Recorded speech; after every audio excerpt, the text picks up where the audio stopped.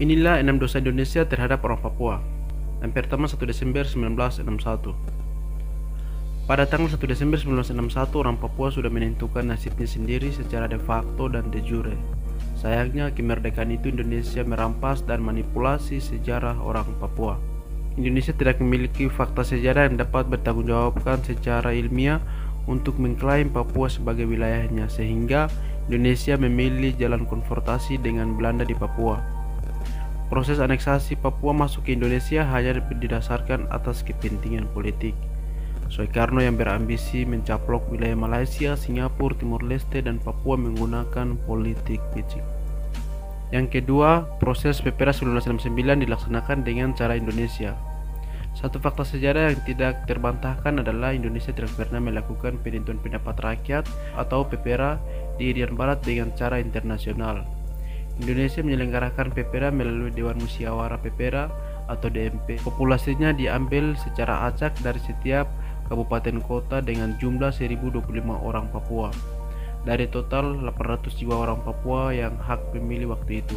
Mereka yang dipilih ini pun dididik dengan penuh tekanan, intimidasi, dan dipaksakan untuk tetap memilih Indonesia. Hasilnya sampai hari ini orang Papua menganggap PPRA 1969 tidak sah dan tidak demokratis.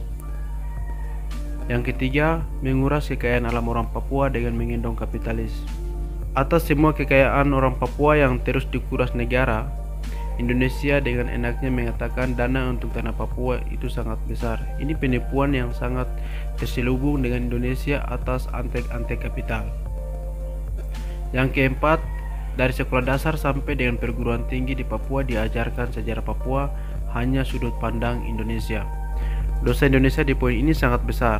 Bayangkan berapa ratus generasi Papua dan non-Papua yang tersesat akibat fakta sejarah yang sengaja disembunyikan. Berapa generasi Papua tidak tahu sistem kehidupan orang Papua di masa lalu. Kalau soal kerajaan-kerajaan dan sistem perjuangan Indonesia sudah pasti mereka pelajari secara rutin. Yang kelima, melakukan genosid terselubung dan sistematis di Papua. Bukan rahasia lagi, hari ini penduduk Papua menjadi minoritas di atas tanahnya sendiri. Sudah banyak penelitian membuktikan bahwa orang Papua akan punah pada tahun 2050 ke atas. Proses genosida terselubung itu terus meminta nyawa orang Papua lagi dan lagi. Indonesia pandai bersilat lidah mengolah fakta menjadi opini omong kosong. Yang terakhir, mengadu domba orang Papua dan membentuk mindset publik dengan media. Karena Indonesia tahu bahwa persoalan Papua Gunung dan Papua Pantai merupakan luka lama yang terus dipelihara Indonesia. Selain itu, mereka tahu bahwa orang Papua itu cepat terpancing emosi dan tidak bisa melihat sesuatu persoalan secara objektif.